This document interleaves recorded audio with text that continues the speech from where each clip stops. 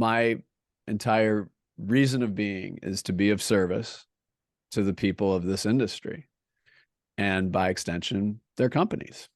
And that's really the spirit of what I'm trying to bring to this. As professionals, we should be focused on creating pride with our work and not credit, says today's Ask an Expert. Hi, I'm Joshua Carlson, co-founder of Propello Media, and today I sit down with Doug Zanger. Doug is the founder of a Portland-based agency called Creative Bohemian.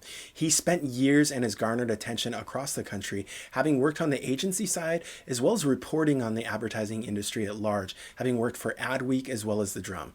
Today we're going to talk about the importance of storytelling and how you can leverage that for your business. We're going to talk about how you can push and expand your creative oxygen, as Doug likes to say. We're also going to talk about how you can use video for your business.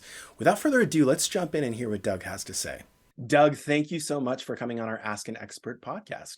I don't know why you brought me on if the word expert's in there.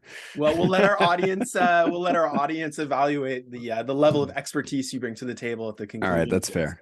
But you and I go way back. Yep. Met you in my later days of college, did some freelance stuff together. You've been in the advertising media scene for quite a while. And so just recently you started your own agency, and I wanted to just kind of open up the conversation here and say, Doug, what was the genesis story behind the new agency? I think it was a few things. I think that I've reached a point in my career and my life where it made sense. Okay. I'm 53 and I've had a lot of varied experiences over the years. And yeah, I was just thinking about it. And technically, I think 1995 is when I really started sinking my teeth into the industry a little bit. So that means in 2025, it'll be 30 years. So it was partly due to that, mainly due to that, but also looking for a new challenge. I had done a lot of different things over the years. And as I like to tell people, we start our careers with an empty toolbox. And over that time, we start filling it with things. And it looked like my toolbox was full and it was time to go out and see what else I could do with it. So that's how it really started. Okay. So storied career, a lot of different expertise is built up over storied. I can say that because I've followed a little bit of it. All right. So at least I come with a little bit of credibility. But talking about the agency that you have started, what's the focus of the agency? Where are you looking to put your effort in? What are you helping or hoping to help companies with? Like any agency, I have to have some kind of pithy statement that encapsulates what it is I think I do and what I'm trying to accomplish and where it landed. And it took some time figuring this out. So going back to my career in radio and in media and in journalism and in agencies and in global B2B events and just the entire expanse of that, what I realized was that I had been helping people tell their stories, whether that was being on stage, whether that was writing, creating, producing an ad in radio, whether that was at the Martin Agency, where we did a lot of great things that raised the visibility of the agency and its people. And what I landed on, the word narrative gets thrown around a lot in this industry. Yeah. What I realized, however, was that there was some strategic thinking to it. So the agency is positioned as a strategic narrative consultancy. And the next question invariably that pops up is, well, what does that mean? The short, and I don't mean this to sound, I don't mean to distill it down, but we're in a world where we have to move quickly to be able to articulate what it is we do. Distilling it down, it is going across the entire breadth of what an agency or a brand or a company or an organization does and figure out if they're telling their story as best as they can. That could come across in communications. It could be PR. It could be award submissions. It could be keynote speeches. It could be anything related to the essence of what a company's story and narrative is. The words narrative and storytelling tend to be soft, but when you're strategically thinking about how to unearth that, there is a strategy to it. And fortunately, I've been in a lot of different situations professionally where I've seen some places do it very well and other places and a lot of places struggle with it. Yeah. And the other piece of it is that I come in as an outsider to some degree, but Sure. with insider experience in a lot of ways. And I'm finding that that's that's really beneficial. And I'm not the type of consultant that comes in and tries to rip things apart and say, well, here's my process and here's my here's what we're going to do and my process is this. The process reveals itself because each agency or brand or company or organization or person is different. Okay. And if I become overly prescriptive by the law of extension, then everybody would start looking, sounding, and feeling the same. And again, being very fortunate to have been in a lot of different professional situations that allowed me to work with people, I've learned that it has to start with a conversation. It has to start with understanding what the business challenges and goals are, and then determining what's going to fit them best. Because if I did something that was a system, Yeah. and listen, there are things that we can do to get to the nub of the matter, but I don't want to build these programs or systems or products or things that take the essence of a company and its people out of what they're comfortable with. In a way, I'm working to fit into their organization and then step out and say, okay, I think I understand where we're tracking on this and what the goals are. Now let's go in and really start working on some strategic thinking, whether that's, it could be anything.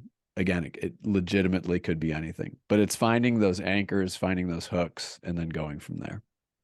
It's funny you bring this up as far as like not being prescriptive, because I had a meeting this morning with a peer in the industry and just talking about, hey, what's your guys' approach? And he started asking me, he's like, okay, so you guys do lead generation, right? And I'm like, yeah, yeah. Mm-hmm. And he says, well, like, how do you do it? And I'm like, well, we start by asking questions. Right. Right. I Right. mean, we Right. literally dig into what are the needs, what is the business, what are the goals, what are the things that you've done, because there is some symmetry in there as far as approaches, but obviously different Sure. clients, different target audience, have different needs. I hear you mentioning the word agency as you're Mm-hmm. talking about kind of your breadth of offering, agency, brand, company. How much of what you do is working with agencies to kind of help refine their client experience? It's still early days, Okay. and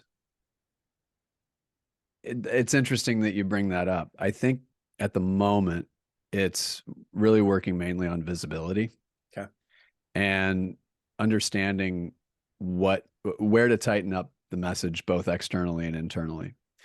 And in terms of how that filters down to a client, I look at a lot of creative work. I look at campaigns. I look at a lot of things with my clients. And again, the goal with all of this is to just make it better. And that I believe is filtering down to the clients, but it's not something that's necessarily direct. It's a little bit on the indirect side. And it's still, again, it's still early days, Sure. but um the hope is that the things that we work on, and ostensibly uh there is some coaching. And I love coaching. That's one of my favorite things in the world to do, is teaching and coaching and learning at the same time. Yet I've had this career where I've been incredibly fortunate to work with a lot of talented individuals who I have been able to coach, whether that's been one-on-one, very small, or over years. There are plenty of people in the industry that I have these relationships with over the years, and Right. I'm really proud of what what I've been able to do, and that's been sent right back to me. The biggest mantra that I follow is take pride, not credit, and I've always believed in that. And I get such a thrill to see that maybe a small piece of advice that I gave somebody Yeah. helped them to think a little bit differently. Maybe it helped them get a new gig or whatever. That my entire reason of being is to be of service to the people of this industry and by extension, their companies. And that's really the spirit of what I'm trying to bring to this. And there's a lot of negativity in this industry. And I'm not saying that my clients are like this at all. They're not. But there have been times where I've gone in to situations where it started as a very negative thing, yet I've been able to remind people that, yeah, this is a unique industry. Yes, clients can be challenging. Yes, this climate can be challenging. Hmm. And and I mean this earnestly. I think that this industry has some very special talent. And one of the worst things that any leader can do, or any person for that matter can do, is to work to squish that down. And that happens far too much. If I can be a little bit of a blue sky, bright light that helps people realize that, yes, they are talented. Yes, they should be compensated for what they're worth. Yes, they should grow the way that they should. Then I'm all for it. I'm veering a little away from your question. I'm turning this into a TED talk. So I'm going to shut up now. Well, no, I like it because it's interesting. So we're both into sports. Yeah. You're into football, the international kind of football, not I the. mean, I like NFL and college I would football too. disparage, So but if you take some of the greatest players in the world, and we just had the World Cup, they all have coaches, right? They yeah. have team Mhm. coaches, and most of the best players have individual coaches. And I feel like that is lost on professionalism, for a lot of people. And that, like, yeah, you're doing great, but maybe what you're doing is slightly misdirected, or maybe there's a Mhm. way that you could approach it. And it does take an outsider with a more holistic viewpoint to be able to Mhm. help guide. And it's just, it's hard. And that's why I had the meeting this morning, literally, was Right. I wanted somebody else's perspective about a project we were working on that's completely unrelated. And so to have that feedback and have somebody else's input that I respect, it, I think, proof is in the pudding, but I think it will significantly input, or improve, the experience. I want to go back to, you said it's new and it's fresh. As you're starting this, or as you began to just even think about it from a growth standpoint, what's kind of the strategy that you personally are looking at as you're starting a business from scratch? Scale it to the point where it doesn't drive me crazy. That's it. I don't really have any huge ambitions to create the next Wyden and Kennedy. I mean, that would be nice. Let's be honest. I'm not going to lie. Come on. That would be There's a great. cachet that goes with the WK. Well, I mean, there's several agencies I could name that if I could be the next whatever, just by geographic proximity and reputation, I would say, Wyden and Kennedy. But I think it's right sizing it so that I can work with interesting people, work on interesting projects, and feel as though that there's a great deal of satisfaction in that. And I don't know how it will manifest itself, but I was a freelancer before years ago. You know, it's a little different. I was a freelancer just trying to make a few bucks. Yeah. And now it's very different 15 some years, 16 years later. And being a consultant is very different in that it's I certainly have skills, but there are also these experiences that I've observed, experienced, been a part of that are designed to grow somebody's business. Yeah.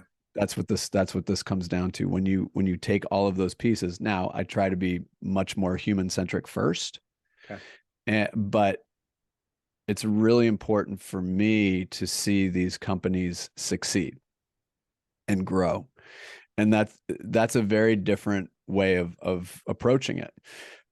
I will say that the 6 years I spent as a journalist and an editor was probably the most important stretch of my career because it did allow me to see things from this other side and to learn from some great journalists like Patrick Coffey or David Griner or the guy that I followed at Adweek and Tim Nudd, and looking at people at the Drum that I worked with, Cameron Clark, Stephen Lepetak, who's at Adweek, Jen Fall. Yeah, I could go through this list of these professionals in journalism, and that was the thing in my career that I needed. Mm. I knew that I had some talent, but I needed that to be refined a bit more. And when I got to the Drum, I would say that I entered journalism. I think by the time I left Adweek, I became a journalist. So over those 6 years, I picked up these things and I love journalism. I just think it, especially in this industry, it's hard. It's really, it's a very tough business, but the service that they're providing is really valuable. So going back to your question, I want to right size this and find things that are moving the business forward, doing it with people that want to do good work. That's it. My CEO at the Martin Agency, Kristen Cavallo, she talked a lot about the importance of following people, not companies. And trying to get a client or a brand on your roster can sometimes be a false god. Everybody would say, "Oh, you have X company." Yeah. But X company might be a nightmare to work with. And Yeah. there's a difference between there's this discussion of, well, you can make a lot of money, but my response to that is, okay, you can make a lot of money, but at what cost? Yeah. How much is that money costing you? If you're making a really high salary and you're miserable, am I allowed to curse, by the way? You can curse. What's the fucking point? Yeah. Right? And there are people who are motivated by that. And I understand that and I respect that. Sure, you do you. But I also think that there is a cost to that. That is a very human cost, whether it's, families with children. I know plenty of people who have, children with disabilities. That's tough. And at what cost? At what cost? Ultimately, yes, this is a vibrant business. I don't know what the value, it's many, many billions of dollars industry. Mm-hmm. Pick your pick your figure. Pick your billion. Yet at the same time, my hope is that people realize that these gifted individuals don't need to be put through the grinder every day. And that's really where I see it. I see myself, hopefully, and I believe confidently, going in to help grow their business, but also help them grow as people. And that comes with experience and experiences that I've had over the years. Well, it's good to hear you say that because I just was having a conversation with a friend of mine about raising children and, Mm-hmm. kids graduating. Are they going to school? Are they going to trade? What are they doing? And, we were talking Yeah. about this philosophically. I think it really comes down to you have two career paths. You have one career path. Well, I'll say three. You have one career path that is you're super passionate about X, right? And Mm-hmm. so it could be sports, it could be beverage, it could be apparel, whatever it is. You follow your passion into that and your career follows the passion and you build from it. The Mm-hmm. second one is you have a career path that puts you in a position where you are doing well for yourself. And instead of fueling, I feel, what you consider your career growth, you're fueling your lifestyle growth. Yeah. Right. And so there is that question at what cost, right? And so Mm-hmm. certain positions allow certain opportunities. I'm growing in the company, I'm getting more pay, we're able to take more trips, whatever that is, right?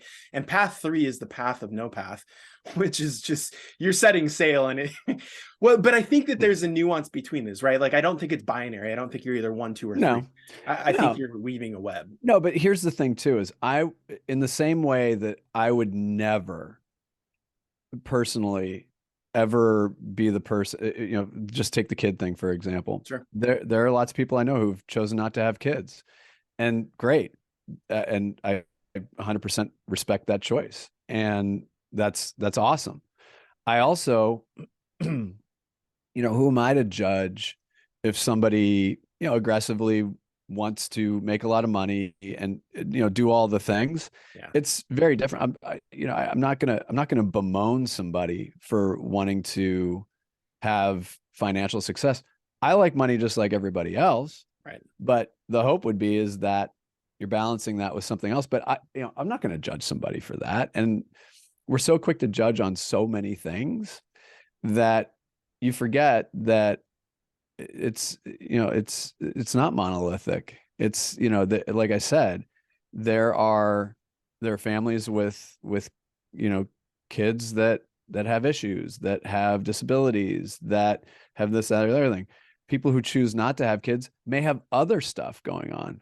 I'm at that age where, the adult caregiving thing becomes a thing. Yeah. And again, you have to meet people where they are. You can't just presume or assume anything. And it's unfair to do that. And it's also unfair to judge somebody's choices. Now, again, you hope that they're doing well for themselves and doing Yeah. well for others, but you can't look at this as, well, this is the way I think. That just gets you into Karen territory. Yeah. I agree. I want to get back to storytelling.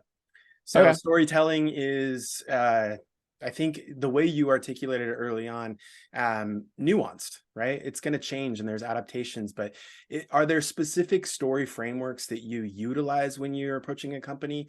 And do you take a step back and say, hey, this is the framework I think, or is it really just kind of flowing into fruition as you're doing your discovery, as you're looking backwards into clients and colleagues that you've worked with before? How does that kind of work as you approach a company? What I've noticed over the years is that, and using agencies as an example, I guess is probably the best way to start this conversation. They'll try a lot of things. They'll have a lot of mixed messages. They'll say they're this, but then they're this, and then they're that, and then they're that. And that's okay. Everyone plays jazz. Everyone needs to play jazz a little bit. But I think that exploration is getting to where things need to be prioritized.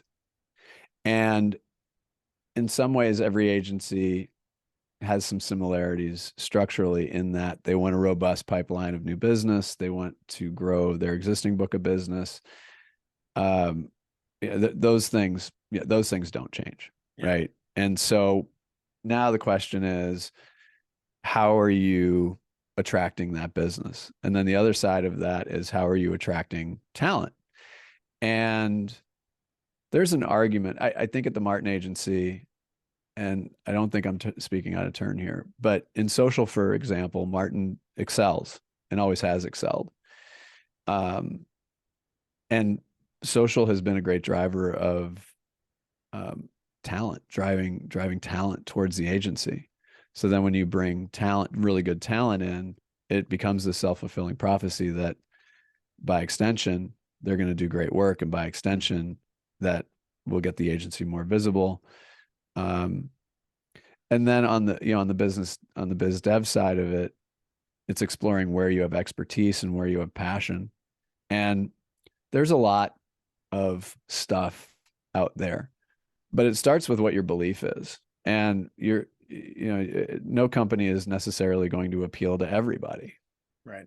And that's okay, as long as you're appealing to the right people, as long as you're staying true to what you believe in, as long as you're demonstrating, again, going back to this essence that, and again, using agency as a model, that an agency exists to solve the business problems for a client, and doing so in a creative way.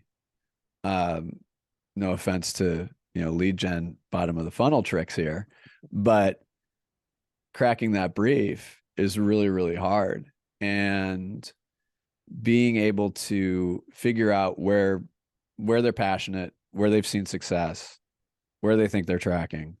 And again, not monolithic. It's not one size fits all at all. So in terms of like that process, it takes time. It really does to figure out what that anchor is. And you need an anchor first. You Mhm. need something that is going to anchor everything in. And then you can figure out where the hooks are. And once you figure out the anchor, then you can start thinking about it. Now, there are several ways to cut that. You can be on trend. This is happening right now. You can lead the conversation and back it up with data. There's another way of doing it. You can be evergreen. You can be there are several ways to cut it. I believe that the term thought leadership in some ways is dead because there's so much of it, right? So what I've been working on mentally, and I've sketched it down a little bit, I haven't really fully formed it out. But I think instead of thought leadership, I think that there are four different ways to approach making an impact in the industry. The first one is thought allyship. The second one is thought actionship. The third one is thought learningship, not a word. Uh, and the last one is thought mentorship. So I think in those four areas that, and I'm still working out what those principles, it's broad right now, but underneath there are some principles. So thought learningship, for example, um, are you creating things that are helping people be better at their jobs? That was one of the missions of Adweek and also one of the missions at the Drum. Are we creating things that really matter to people? Right. Everyone has a self-serving agenda.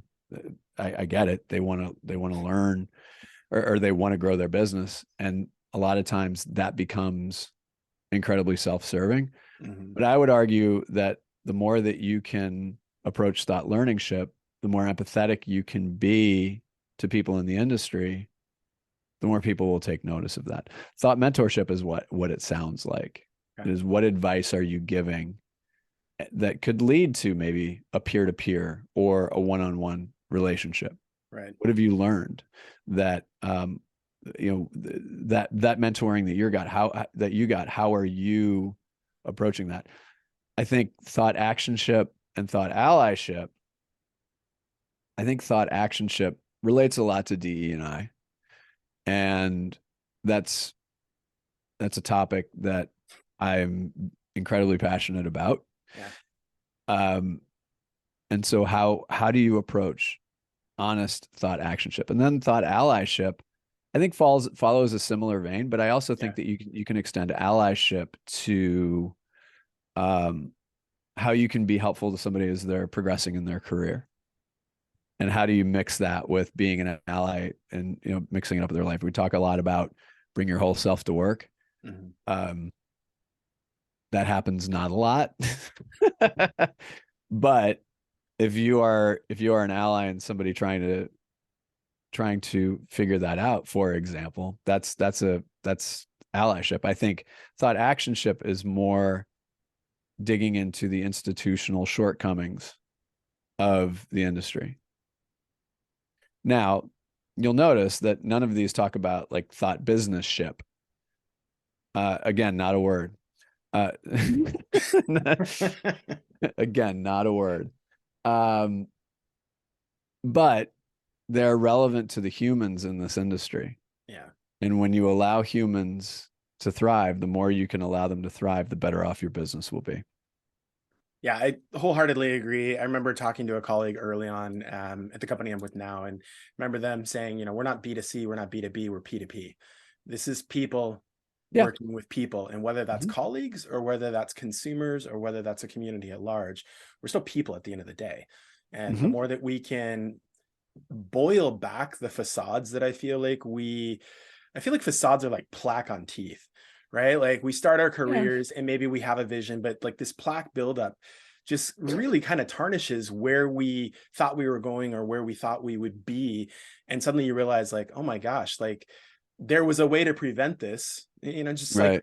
it's getting heavier during the holidays. There's a way to prevent this. It's not an overnight thing. You need to be conscientious of it from start to finish if you really truly want to stay in the space that you envisioned yourself being. I do like the fact that you invoked gingivitis as an analog to the industry. Whatever works. Right. Right. And I thought I was the king of weird analogies. Feel free to use it in your four pillars that Yeah, you're you know pushing what? out there. Maybe, maybe not. Like, Um, to bridge on this gingivitis, I do have a right. question, which is Sure. you talked about anchor, foundation. What's your belief? What is the deep rootedness that this business or this mission started? I have a question from your perception as you look at these different organizations. A lot of them, I think, have these mission statements, they have these goals, but not very many of them follow through on it. Sure. Do you think it's more of a matter of the mission or the goals were poorly created from the start? Mm, Or do you think that they've just going back to gingivitis, do you think it's just yeah. they haven't really focused to make sure they stayed on that, and as a result, they've just kind of drifted from where they wanted to be? I think the fact of the matter is this any business is tough to run. Yeah. And giving a little bit of grace and understanding that, yeah, it's hard. It can be really, really hard. And you're right. Anytime that, um, I think anytime that you start with something, invariably it will change. But there do need to be keepers of that, keepers Yeah. of the mission. So I'm executive director of Think Northwest, and we're working on refreshing our mission and uh, the values behind that. Mhm. And we have an opportunity to do that. And part of the board, there is a small group that will be tasked with making sure that we are keeping true to those values. If you're a company that is trying to make payroll and is trying to grow and is trying to, it's understandable that some of those things will get out of they will go away. Uh, However, if you ignore that, you do so at your peril because you will lose talent. Yeah. You will start getting a reputation as not a great place to work or a great partner for brands or go through the list of what that could be. That's really, I believe, the trick. Now, the other part too is that sometimes the mission doesn't necessarily square with the what the reality is. Okay. And that's tough because if you're presenting yourself a certain way and talent comes in and you're not that, Mhm. again, you're going to, and this goes beyond like a, a terrible rating on Glassdoor. This is a fundamental issue within a company that can be tough.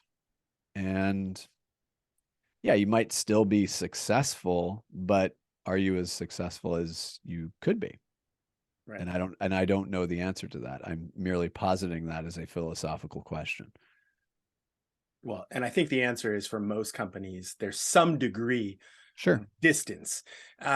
Is there something, again, I think your value, your role in the industry is to fill this gap. Is there something organizationally we can do to hit pause in our business and kind of do a self audit that says, hey, I said I wanted to be, the nation's biggest supplier of, organic oatmeal, and suddenly, because we believe that it's great for cardiovascular health, it's great for like all of these reasons, right? These Mm-hmm. health deep rooted things, but that suddenly we turn around and we realize like, okay, well, now we're doing bars and we're doing this, and we're inserting fructose, like whatever metaphor you want to use.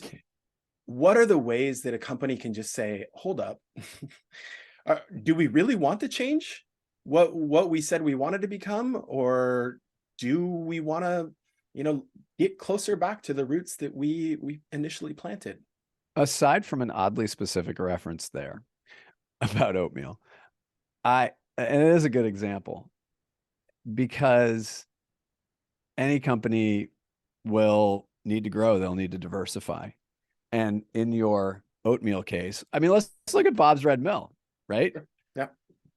They're a great example of expanding out into some of these areas and they've stayed true to their mission. So you stumbled into the oatmeal reference. That was outstanding. And other grains. Yes. Yeah. Quinoa. Quinoa, polenta, um, TVP. semolina. all of that. Bob But fills my cupboards. right, ditto. But look, we're talking about him, Yeah. and we're talking about that company Yeah. because they haven't veered too far off. I would argue Pacific Foods. Mhm. I think they were purchased by Campbell, but that's still the same Pacific Foods that I've loved ever since I've been here. Yeah.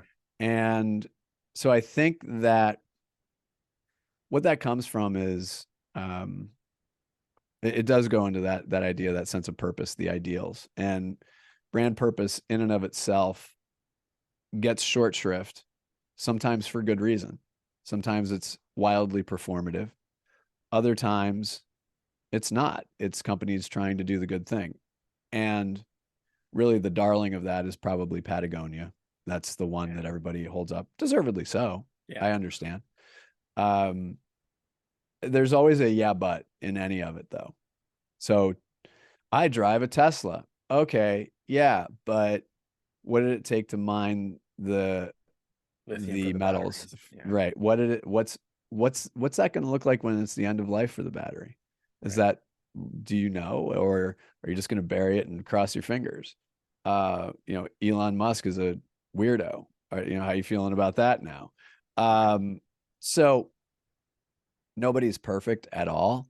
I think going back to your question of how do you veer back to that? I, I don't know if there's a clear answer, but it definitely starts with the leadership and a keeper of a mission. Somebody, it's almost like an ombudsman or ombudsperson in journalism. They're holding the news organization to task. Okay. Uh, my hope would be is that they would have somebody that would be a keeper of that and would be able to storytell.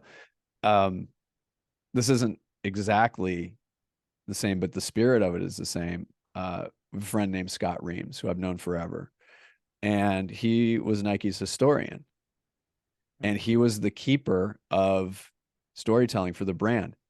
Fascinating. I added many syllables to that word because, of course, in and of itself, Nike as a brand is fascinating. Sure. But to hear those stories makes it come to life. When I worked for the company, there's no finish line, and Steve Prefontaine, the spirit of Steve Prefontaine, was coursing through, and I would argue still coursing through the spirit of what he did through the company, and I loved that when I worked there in the mid '90s. I mean, I was Nike Town, so let's not get too excited.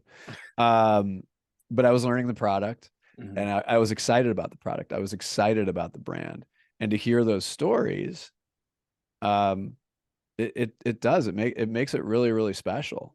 Right. And I think that there brief aside, historians are fascinating. I spoke to the historian at Coca-Cola once. There Okay. are historians, brand historians all over the world. Yeah. And those stories are fascinating because it does contextualize it. But I think going back, if you have a keeper of the mission Mm-hmm. as that alms bud person, then I don't think that's a bad thing. But leadership has to buy into that. Yeah. I think wholeheartedly, because it's hard to push something through without leadership buy-in, Yeah. which presents challenges for organizations like you. But that's why you are considered an expert, Doug. You Oy. are a leadership whisperer.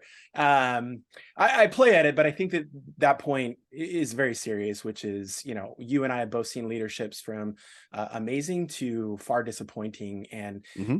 the shadow behind that leadership is very telling, right? Is it a dark shadow or is it a bright shadow? Mm-hmm. And it's a direct reflection. I want to talk about something you said on trend earlier. And this is Mm-hmm. actually, I believe, I'm not intimately familiar with the term, so maybe I'm mischaracterizing it. But one of my questions was, how do you feel about hijacking storylines? Which is, Oh, from my newsjacking. perspective, yeah, it's something's popular right now and it's Right. trending. And so how do we leverage that? I Do you mean, think it's good? Do you think it's bad? Um, there are some schools of thought. Martin Agency was very good at that, by the way. okay. And yeah, I think it depends, but I will give respect to the Cultural Impact Lab at the Martin Agency in Richmond, for doing very good work in that respect. I think it depends. I Okay. think it really depends. I think if it's meant as a wink and it's meant as fun, that's one thing. If it's meant to simply insert yourself into the conversation, I think that's something completely different. It has to be relevant. It it has to make sense. It has to make sense. I don't mind it though. The only thing I would say on the other side of it is there is a school of thought that craft in creative communications is going by the wayside. Now, in newsjacking, if you have an organization that is well constructed, well run, understands how to move quickly, but also maintain a high level of craft, Hmm. um, then it can be really, really good. Um, Trying to think of a specific example. Oh, Old Navy did when I was at Martin. Old Navy put up a post in social, and instead of Old Navy, it said "Free Britney." It was during the Britney Spears thing. Okay. Nothing caught fire, and it was just very, very simple. It was, and then there was also another one for Buffalo Wild Wings. This is I really like this one. Uh, they the brand went on LinkedIn, Okay. and you know the cheese ball happy to announce Yeah. Giphy thing. Um, they announced that they were the official sports. I forget what it was, but it was the official sports bar of something, and it was hilarious. It was Yeah. just because it was a trend that was happening at the moment, Tongue in and cheek. those were things that you could insert yourself into, and it was relatively low impact, high return. Um, yeah, I think it depends on the situation. I think it depends on the moment. But when it comes to thought leadership, not thought leadership, um, We're not using that term anymore, Doug. no, there's got to be something better. Um, but in that respect, I think it is important if somebody is looking, and we have to be relevant and we have to be helpful and useful as issues come up in this industry. If Hmm. you're going to go that direction, you better come correct with data. You better come correct with a good point of view, not wheel it back to we here at agency, blah, blah, blah. Um, I used to get that pitched all the time. We here at blah. No, I got it. That's from you. You don't need to put it in. I see. Um, we here at we here at So sophisticated. yeah. We here at blank.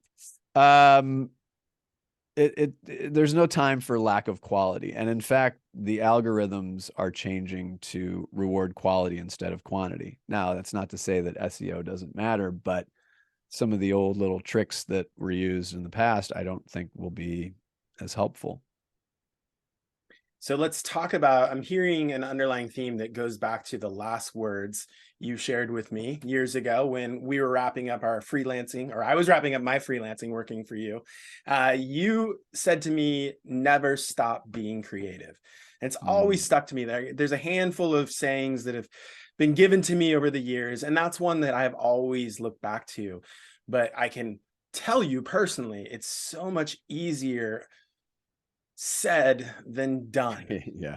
So for you Yeah. personally, what are some ways that you keep the creativity sharp or attempt to keep the I, creativity? yeah, no, it's interesting. Part of it comes down, I've got like post-it notes and just weird shit scribbled everywhere. And what does this mean? I like, why did I even write this down?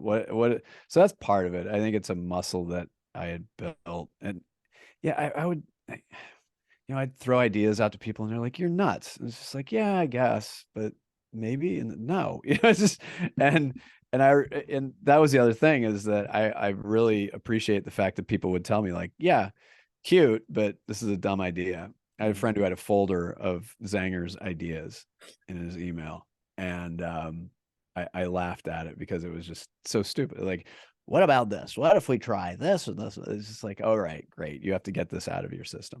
So I think it's partly that it's the idea and then seeing it's the idea and then incubating um to see if it even is a thing.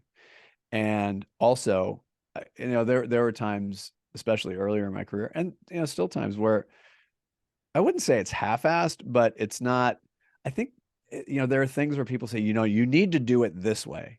I'm Hmm. like, why? So like my podcast, for example, it's once a month right now. And they're like, you need to do it every week. Why? It's just fun for me. It's Hmm. creative for me. Right. Would I like to do it once a week? Yeah, I'd love to do it every day, actually. I enjoy the shit out of it. But until that glorious day when I, get paid for it, Yeah. it's gonna be creative oxygen. And I think that's the other thing is doing things that do give you that sense of, it's not really a dopamine hit, but it's Kind oxygen of. in a way. It's Yeah. it's yeah, it is, but it's also a sense of just trying things to get them out there and see if they become something. And if they do, and you make money off of it, awesome. Right. If they don't, but it's helpful for you.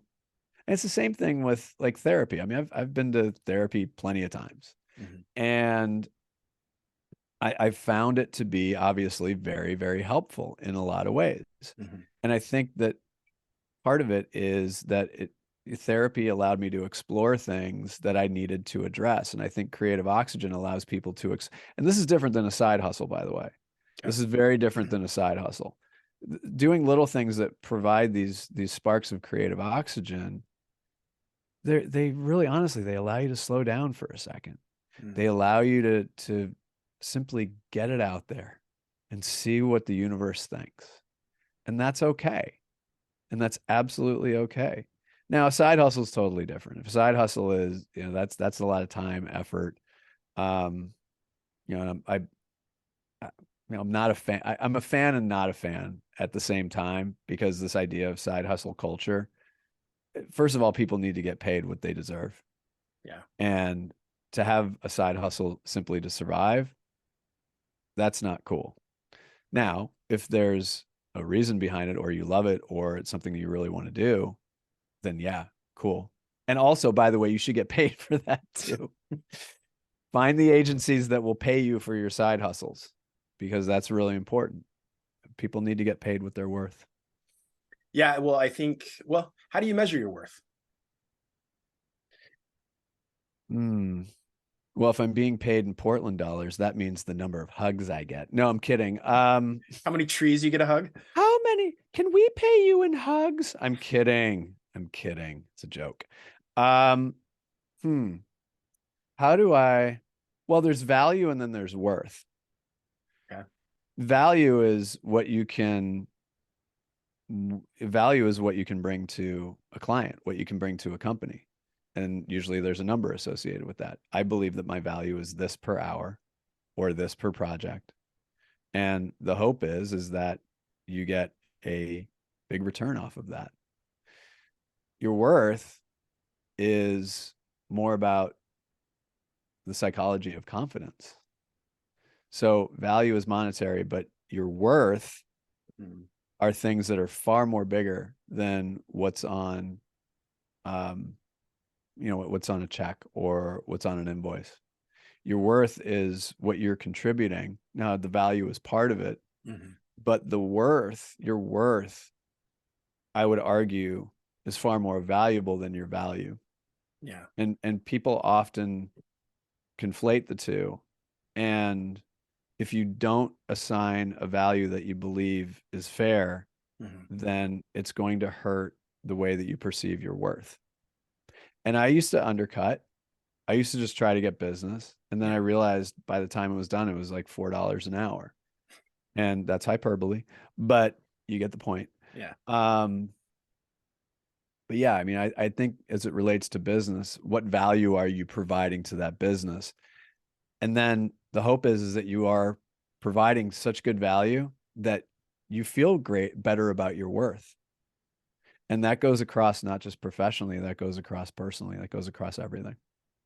Well, I have to take your joke from the beginning, your hyperbole about hugs, and tell you one of the most rewarding projects I did was interviewed a bunch of employees that were being recognized by a firm, and we put together a compilation video, kind of almost like their own mini acceptance speeches that was played at an awards presentation with Oh, the cool. entire organization and family, and it was just the That's energy in the awesome. room. Yeah, it was incredible, and it was that feeling, it was that worth, it was incredible. And at the end, the CEO had brought us in because he had a connection with somebody in our firm. And so he said, hey, marketing department, go use this firm, right? So naturally, the marketing department was not super stoked to be told what to do. But after that presentation in that ballroom, the CMO, who honestly was a poker player to me that like didn't give a tell at anything, he came up to me and he hugged me. And when I That's tell awesome. this story to different people in that firm, and there's hundreds of people, I'm like, yeah, Yeah. John hugged you? I'm like, yeah, John hugged me. And it like Yeah. that's actually true, because that was the feeling inside that I had, was like, damn, like this was an amazing experience. Like this is what great work is about, when you can Yeah. feel it at that level. So hugs can Human, actually come into play. human. So I told my team, I always tell my teams this, whether it was at the Martin Agency or Adweek or the Drum or wherever, it was start human first, and the rest will take care of itself. And yes, as a journalist, you're there to hold power to account. Like that's very, very important. But there's also a way to do it with humanity. Right. I want to talk about video. So video You're as a you're tool. asking the audio guy about video. Okay, go ahead.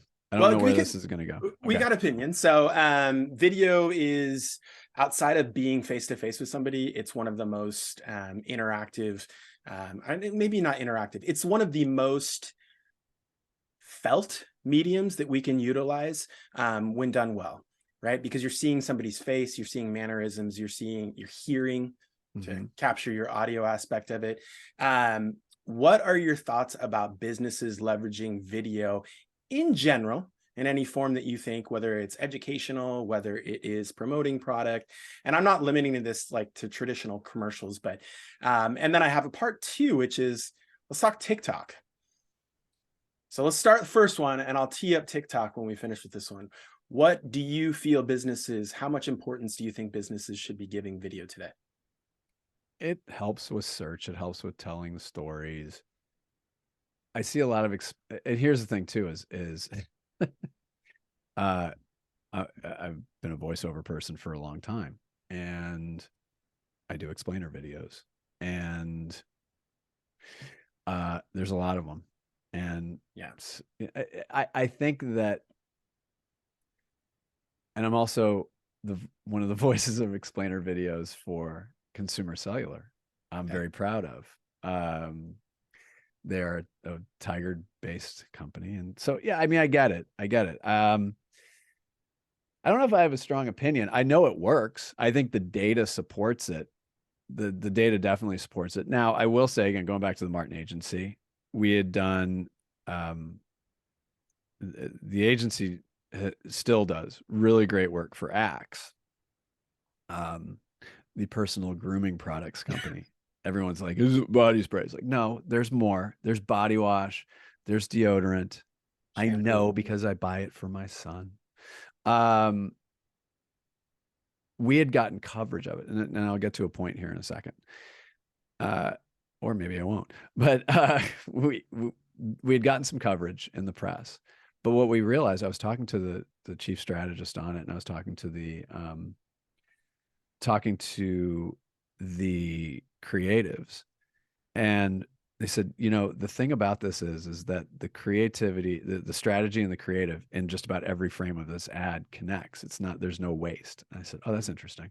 So we ended up doing a video called Frame by Frame, and spoke with the creative director and the strategy director about it, and going back and forth. And we were literally dissecting this piece of work. Mm-hmm. And I give all the credit to Katie Wally-Wiegert, who was my colleague at the time, who really helped shepherd this along and make it something special. Now, it was a 15-minute video. And if I told you I'd like you to watch a 15-minute video about an ad, you'd laugh me out of the room. However, I told people, try it. Just see what you think. And I would get people coming back saying, I just watched a 15-minute video about an ad and I learned a ton about it. Mm-hmm. So I believe that it's critical. It is very critical. Okay. But just like any sort of content, you're going to have lanes. Mhm. There's going to be the slow lane. That's my 15-minute, that's our 15-minute video about an ad. And then you have fast lane explainer videos over here Mhm. and everywhere in between. I think that craft and creativity and good storytelling matters a lot. And to Mhm. answer your second question about TikTok, I'm I'm a lurker on TikTok. I'm just watch. I'm not going to give you some deep strategy, but some deep insight into TikTok strategy because it's very similar. It's the same things that we've heard years ago. Uh, what's your Facebook strategy? What's your this strategy? What's your that strategy? Right. Um, I don't really have a strong opinion about it. I know it works for brands. I Mhm. know it works for communities. It works for a lot of things, but I'm not the guy that's going to give you a really strong opinion about it one way or the other. Fair enough. I think the takeaway that I'm hearing though is that if you're going to do it, you have to answer that initial question, which is, what's your Why strategy? and why? Yeah, I mean, it's Why are like you showing up? it's And do you popular, have the yes. authority? And do you have the authority to show up? Right. Okay. Yeah. All right, we're going to transition into the quickfire round, Doug. Okay, hit me. Are you ready for this? Go. Favorite podcast? Fly on the Wall, Dana Carvey and David Spade. Okay, that was actually just recommended to me, so I'll have to check that out. Favorite professional inspiration?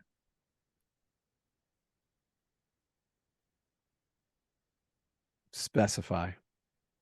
That's not Uh, my answer. That's my question. Favorite I'll professional volley it back to inspiration? you. Yeah, I mean, it doesn't have to be. It could be somebody historical that you just really think had a good groove, or it could be somebody that you personally interacted with, or it could just be somebody aspirational that you see and you're like, hey, I really like what they're doing. Try to model Oh, some. I mean, I think again, I got a chance to know Dan Wyden a little bit over the years and loved him. I mean, there are many, many, many, many more people who knew him much, much better than me and worked for him. But in the moments that we had together, it was really special. I would say that a lot of the diverse talent in our industry inspires me. Um, I was very fortunate to have been in part of a diverse team early in my career, and um, I feel as though that the diverse talent in our industry, they genuinely inspire me. And yeah, I don't really have a specific answer for that. No, and that's fine. I mean, Yeah. it can be a I mean, there's collective. a lot of there's a lot of you know there's a lot of people in this industry that do good work. So, Okay. Any favorite but you know books? you know what? I'm going to come back to that. I'm going to Okay, come back to that. that's fine. That's fine. I'll let it marinate in the Favorite background. books. I mm, I wouldn't say books. I resubscribed to Communication Arts, Okay, and great I publication. yeah I just got the topography annual, and it's Yeah, something that's so not me, but I love it. I think it's just great, and I think brand new the website is phenomenal as well. okay. If you haven't, I if, haven't. oh, it's like I just have such deep respect for design. So maybe that's my answer. Designers and visual artists, I think, Yeah, do special things. I totally agree. Early riser or burning the midnight oil? Oh, early riser. Okay, all I'm right. in. Look at me. I'm having dinner at 4 and I'm in bed by 7. Not really, but not far off. But not far off. Fairly close to that schedule myself. Last one, favorite pizza? Ralph's Pizza Factory, straight up cheese, Haddon Heights, New Jersey. Okay. Has Dave Portnoy visited said pizza establishment? I'm sure. Okay. All right. We'll have to check out his rating. Um, Big topic right now, Mhm. and something that we've started dabbling a little bit with, I want to just kind of open this up as a Yeah. open conversation. Chat GPT has obviously garnered immense publication and acclaim recently, but it's also, well, it's honestly, it's a massive can of worms that I feel like has already started transforming business, but I feel like it's going to accelerate at a rate that some people aren't going to be accustomed to. Maybe some of the more rote things will get done with that. I don't believe that it's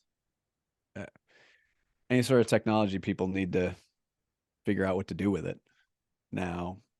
I, it's too early, but I've futzed around with it a little bit and it's Mhm. fun. But I also think it's pretty predictable. And I think that there's going to continue to be technology that sniffs out whether it's AI Yeah, generated. agreed. So, I think that's a whole cottage industry in so itself. right. So I think there's a good check to that. Uh, I don't know.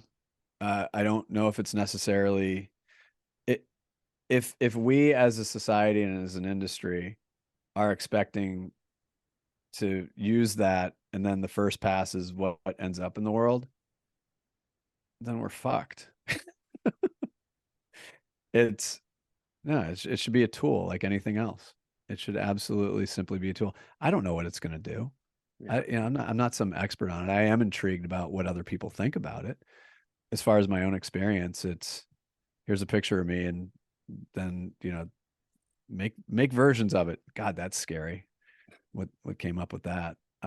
So I think in some ways there's perception that it could be a novelty, all the way to it's any sort of new technology or anything that will kill X. Hmm. It starts with it being a novelty, and then you will have a group of people on the other side that are it's going to kill everything, and then there's everywhere in between. Generally, things settle in the in between. Okay. Last but not least, and this opens it up to you. What hot topic have we not talked about today that is catching your fancy right now? I think the topic that I've always been interested in, and I don't think it's really gone away, is creativity and its power and what it can mean for a brand or for a business, but also what it can mean for people. And I would love to see brands be more ambitious. And I don't mean necessarily simply during Super Bowl season. I'd love to see that same dedication. And I'd also, I'd love brands to just continue to understand how important their agency partners are. Hmm. And I've had a long career covering agencies and being in agencies. And I've seen a lot of absolutely incredible relationships between agencies and brands that are genuine partnerships. They are genuine. They endure. They're long lasting. Um, they are simply well done. Hmm.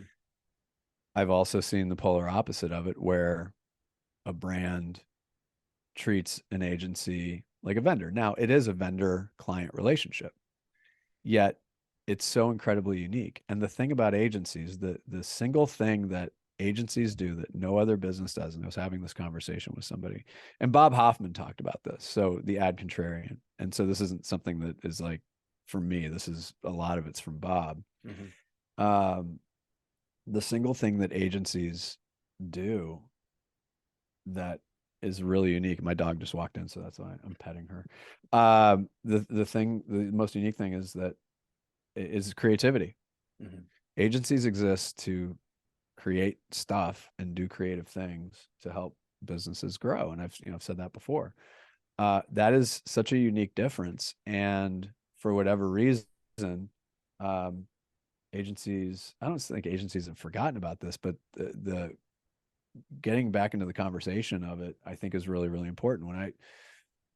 When I was not quite as gray, um, and starting out exploring the industry a little bit more, and this was like the late '90s, and I'd interned at an ad agency when I was in college in 1989. When did Rocky Five come out? I think this might have been I that's think that's we're I dating ourselves here, no, but yes. yeah, because that was I worked on or Rocky Four, one of them. Might have been Rocky Two. Um, but agencies were, and they still are, they're held in high esteem. But I think the way that we approach talking about agencies have changed, and agencies Hmm. unfortunately play a lot of defense to try to defend what they do.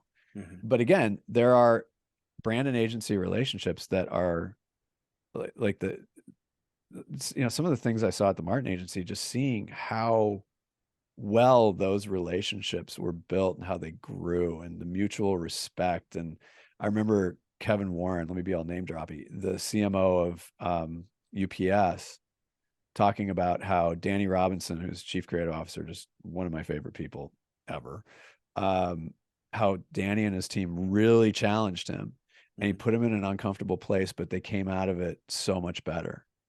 Um, I loved hearing that because that's a true partnership. And the creatives were doing some incredible work.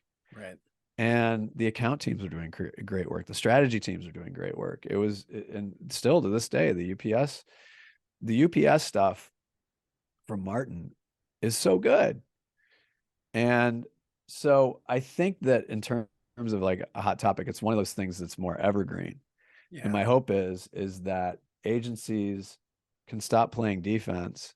They can keep playing offense craft wise and creative wise. And that brands really understand that they are such a valuable source of success.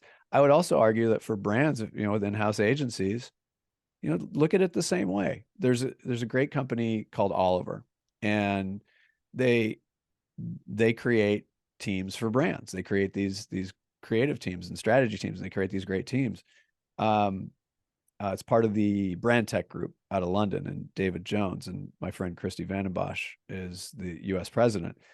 Same deal. I talked to her, and she's just, it's the same philosophy where it's just, partnership, partnership, partnership, partnership. It's Yeah. real. Um, so I would just like to see us a little more détente in the middle and a little bit more respect, public respect Right. for each other.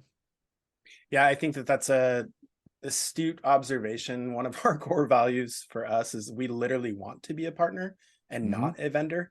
Yeah. And that's something that takes time to procure, right? Because I Yep. think proof is in the pudding to be able to back up that You it's said not the lip P word, service. procure, Procure. procure. It The doesn't fifth even P roll. of It the doesn't even, marketing see, piece. see, and it doesn't roll off the tongue either. Procure. It's a tough word.